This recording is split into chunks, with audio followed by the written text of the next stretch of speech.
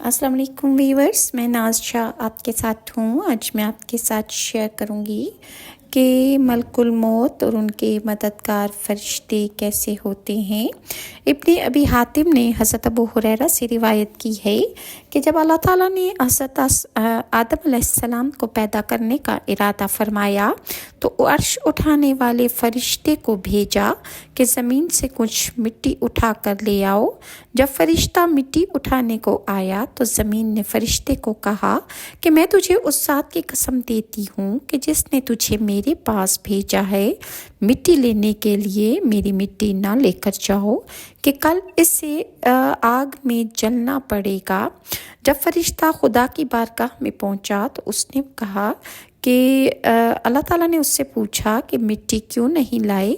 तो फरिश्ते ने जवाब में अर्ज़ की कि अल्लाह या इलाही, जब ज़मीन ने तेरी असमत का वास्ता दिया तो मैंने उसको छोड़ दिया और मैं मिट्टी नहीं लाया। इसके बाद अल्लाह ताला ने दूसरे फरिश्ते को भेजा, उसके साथ भी वही मामला हुआ कि ज़मीन ने मिट्टी देने से इनकार कर दिया, हत्ता कि अल्लाह ताला ने आखिर में मलकुल मौत यानी इसराइल अलैहिस्सलाम को ज़मीन पर भेजा कि जाओ ज़मीन से जाकर मिट्टी लेकर आओ।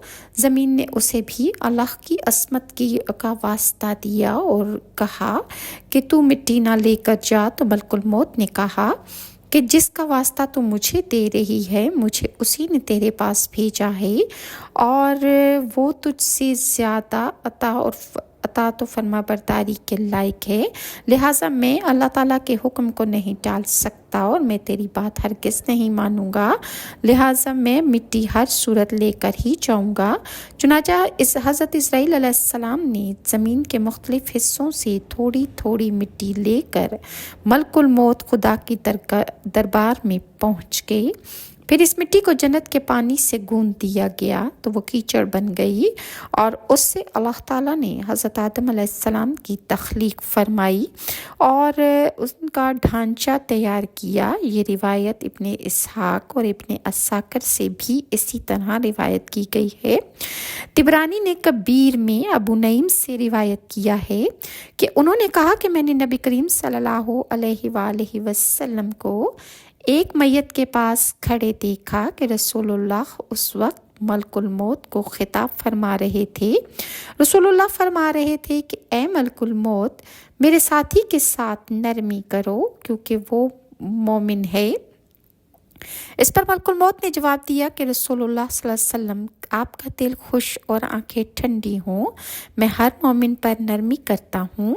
मैं जब रूह कब्ज़ करता हूँ इस वक्त चीखने वाले चीखते हैं तो मैं कहता हूँ कि अब्बा खुदा, मैं किसी पर जुल्म नहीं करता कि इसको वक्त से पहले मौत नहीं देता, न मौत देकर गुनाह किया है। मैं खुदा के फरमान का पाबंद हूँ। तुम उसके किए पर राज़ी हो जाओ तो मुस्तहिक के अजर के होगे, वरना लायके अज़ाब, और नहीं तो बार बार तुम्हारे पास आना होता है मुझे, खा तुम कच्चे मकानों में रह रहे हो या खैमों में, खा तुम पहाड़ी इलाके में हो या हमवार ज़मीन पर।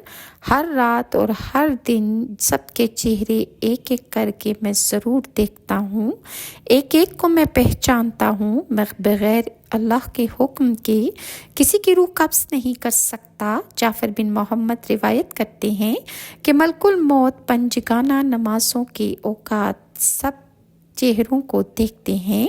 अगर एक शख्स नमाजी की मौत करीब हो तो शैतान को उससे दूर करते हैं और उस नमाजी को कलमा तैयबा की तालीम देते हैं। इब्ने अबी दुनिया ने हज़रत उबैद बिन उमैर से रिवायत की है कि हज़रत इब्राहीम अलैहिस्सलाम एक रोज़ अपने घर पर तशरीफ़ फरमा थे कि अचानक घर में एक खूबसूरत शख्स दाखिल हो गया। हज़रत इब्राहीम ने पूछा कि ए अल्लाह के बंदे, तुझे घर में किसने दाखिल किया? उसने जवाब दिया कि घर वाले ने। आपने फरमाया कि बेशक साहिब खाना को इख्तियार है, बताओ आप कौन हैं?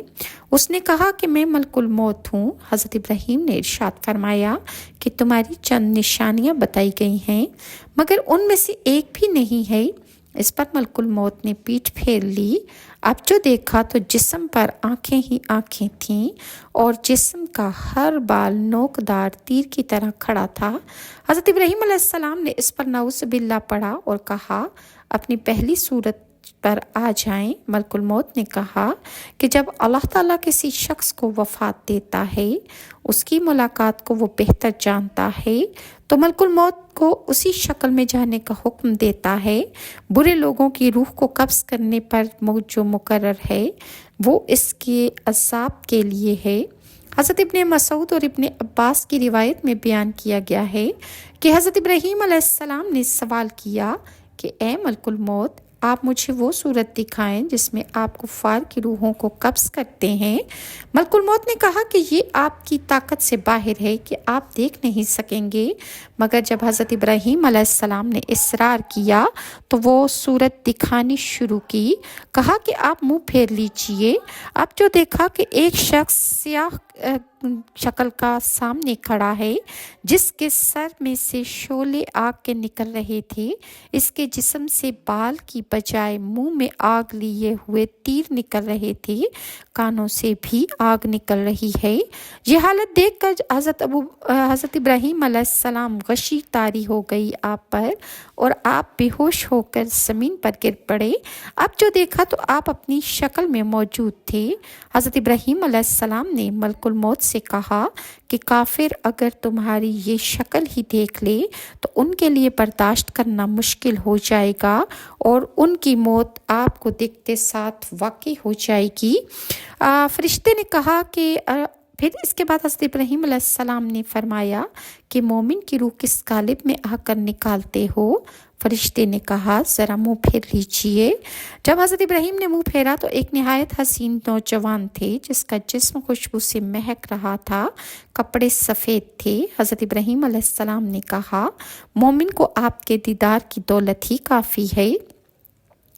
इब्ने अबी दुनिया ने शहर बिन हुशब से रिवायत की है कि मलकुल मौत बैठे हुए हैं, दुनिया इनके दोनों घुटनों के सामने है, लोहे महफूज जिसमें उम्रें हैं वो भी उनके सामने हैं। कुछ फरिश्ते उनकी खिदमत में हर वक्त खड़े हैं। जो ही किसी की मौत का वक्त आता है वो फरिश्ते को इसकी रूह कब्ज़ करने का हुक्म दे देते हैं। इब्ने अबी शीबा ने हज़रत खसीमा से रिवायत किया है कि मलकुल मौत हज़रत सुलेमान अलैहिस्सलाम के दरबार में तशरीफ़ लाए। उनके पास बैठे हुए दो साथियों में से एक की तरफ घूर कर देखने लगे और जब मलकुल मौत चले गए तो उस शख्स ने हज़रत सुलेमान से पूछा कि ये कौन शख्स थे। हज़रत सुलेमान ने बताया कि ये मलकुल मौत थे। उस शख्स ने कहा कि मालूम होता है ये मेरी रूह निकालने का इरादा रखते हैं। हज़रत सुलेमान ने अलैहिस्सलाम ने कहा, फिर तुम्हारा क्या इरादा है? उस आदमी ने कहा कि आप हवाओं को हुक्म दे कि मुझे सरज़मीन हिंद में पहुंचा दें। चुनाचा हज़रत सुलेमान अलैहिस्सलाम ने हवा को हुक्म दिया कि इस शख्स को हिंद की ज़मीन पर छोड़ आए। मलकुल मौत जब हज़रत सुलेमान अलैहिस्सलाम के पास दोबारा तशरीफ़ लाए तो उनसे पूछा कि मेरे साथी को तुम क्यों घूर रहकर क्या देख रहे थे? मलकुल मौत ने जवाब दिया कि मैं तअज्जुब कर रहा था कि मुझे अल्लाह ताला ने हुक्म दिया था कि इस शख्स की रूह हिंद में कब्ज़ करूं, मगर मैं ये देखकर हैरान रह गया कि ये शख्स आपके पास बैठा हुआ था तो हिंद कैसे पहुंचेगा और मैं इसकी रूह कैसे कब्ज़ करूंगा। चुनाचा जहां अल्लाह का हुक्म था वो शख्स वहीं पहुंच गया और वहां पर मैंने उसकी रूह कब्ज़ कर ली। इब्ने अबी हातिम ने इसी तरह हज़रत इब्ने अब्बास से रिवायत की है कि एक फ़रिश्ते ने इजाज़त तलब की कि वो हज़रत इदरीस के पास जाए। चुनाचा वो इनकी खिदमत में आया और उसने हज़रत इदरीस अलैहिस्सलाम को सलाम किया। इससे हज़रत इदरीस ने पूछा कि मलकुल मौत के साथ आपका क्या ताल्लुक़ है? फरिश्ते ने कहा कि वो मेरे भाई हैं। हज़रत इदरीस ने पूछा कि इससे मुझे कोई फ़ायदा पहुंचा सकते हो?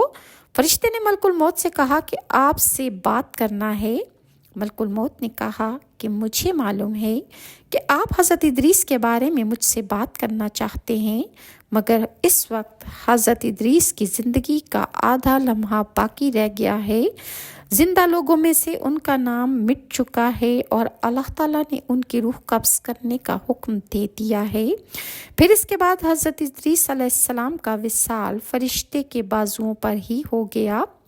احمد، بزار اور حاکم نے حضرت ابو ہریرہ سے روایت کی ہے کہ رسول اللہ صلی اللہ علیہ وآلہ وسلم نے فرمایا کہ ملک الموت پہلے لوگوں کے پاس کھلم کھلا آتے تھے، اور اسی دوران ملک الموت حضرت موسیٰ علیہ السلام کے پاس بھی تشریف لائے تو حضرت موسیٰ نے ان سے پوچھا کہ آپ کون ہیں؟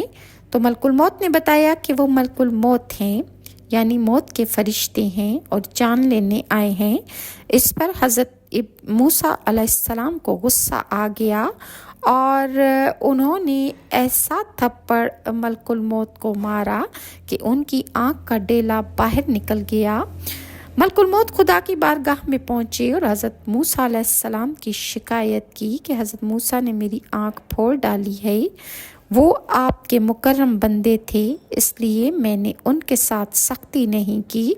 اللہ تعالیٰ نے ملک الموت کی آنکھ درست کر دی اور ان کو دوبارہ حکم دیا کہ میرے بندے موسیٰ کے پاس جاؤ اور کہو کہ وہ اپنا ہاتھ بیل پر رکھ دیں۔ جب وہ اپنا ہاتھ بیل پر رکھیں گے تو جتنے بال ان کے ہاتھ کے نیچے بیل کے آئیں گے اتنے سال ان کی عمر بڑھا دی جائے گی، اور یعنی ہر بال کے عوض 1 سال کے حساب سے عمر میں اضافہ کر دیا جائے گا۔ ملک الموت نے جب یہ پیغام جا کر حضرت موسیٰ علیہ السلام سے کہا کہ اللہ تعالیٰ نے آپ کو یہ پیغام دیا ہے، تو حضرت موسیٰ نے سوال کیا کہ جب میں بیل پہ ہاتھ رکھوں گا اور 1 سال کے اس کے ایک بال کے بدلے 1 سال میری عمر میں اضافہ ہو جائے گا تو اس کے بعد میرے ساتھ کیا ہوگا؟ تو جواب میں ملک الموت نے کہا کہ اس کے بعد بھی آپ کی موت ہوگی۔ اس پر حضرت موسیٰ نے کہا کہ ابھی میری روح قبض کر لو۔ چنانچہ ملک الموت نے حضرت موسیٰ علیہ السلام کو سونگھا تو حضرت موسیٰ علیہ السلام کی موت واقع ہو گئی۔ اس روز سے ملک الموت اب چھپ کر آتے ہیں، اور یہ بھی واضح ہو گیا کہ نبی علیہ السلام کا احترام بھی واجب ہے کہ ملک الموت ان سے اعلیٰ نہیں۔ یہ سبق حضرت موسیٰ نے دیا۔ اور اسی طرح حضرت ابن عمر سے روایت ہے کہ ملک الموت حضرت ابراہیم کے پاس تشریف لے گئے تو حضرت ابراہیم نے کہا کہ میں خدا کا خلیل ہوں، کیا خلیل اور دوست کی بھی جان نکالی جاتی ہے؟ تب ملک الموت نے خدا سے عرض کی کہ اے اللہ، تیرے بندے حضرت ابراہیم علیہ السلام کو موت سے بہت ڈر لگتا ہے۔ اس پر اللہ تعالیٰ نے فرمایا کہ ان سے کہہ دو کہ دوستوں سے ملے ہوئے زیادہ عرصہ گزر جائے تو ملاقات کا شوق ہوتا ہے، خدا تعالیٰ آپ سے ملاقات کا مشتاق ہے۔ جب حضرت ابراہیم علیہ السلام کو اس بات کی اطلاع دی گئی تو بارگاہ رب العزت میں عرض کیا کہ مولا، میں بھی تیری ملاقات کا مشتاق ہوں۔ اس پر اللہ تعالیٰ نے ایک پھول ان کے لیے بھیجا۔ جب حضرت ابراہیم علیہ السلام نے اس پھول کو سونگھا تو حضرت ابراہیم علیہ السلام کی روح قبض کر لی گئی۔ یہ تھا ہمارے انبیاء علیہ السلام کی اموات کا ذکر کہ کس طرح ان کے ساتھ اللہ تعالیٰ نے معاملات کیے اور ملک الموت ان کی روح کس طرح قبض کرنے آئے، کس طرح حضرت ابراہیم علیہ السلام نے مشرکین کی موت کی شکل دیکھی تو آپ پر بے ہوش کی طاری ہو گئی، اور مومنین کی روح قبض کرنے والے فرشتے کو دیکھ کر آپ کا دل باغ باغ ہو گیا۔ اللہ تعالیٰ ہم سب کے ساتھ آسانی کا معاملہ کرے اور ملک الموت ہمارے لیے آسانی کرے۔ اللہ تعالیٰ ہم سے ایسے اعمال کے انجام دہی کرا لے کہ ہماری روح قبض ہوتے وقت ہمیں تکلیف نہ ہو۔ اللہ تعالیٰ ہماری قبروں کو منور اور روشن و منور کر دے، اور اللہ تعالیٰ ہم سے وہ عبادات کرا لے کہ جس سے ہماری بخشش اور نجات ہو جائے۔ اگر ویورز آپ کو میری ویڈیوز اچھی لگتی ہیں تو کائنڈلی لائک اور سبسکرائب ضرور کیجیے، اور نیکسٹ ویڈیو تک کے لیے ناز شاہ کو اجازت دیجیے۔ اللہ حافظ۔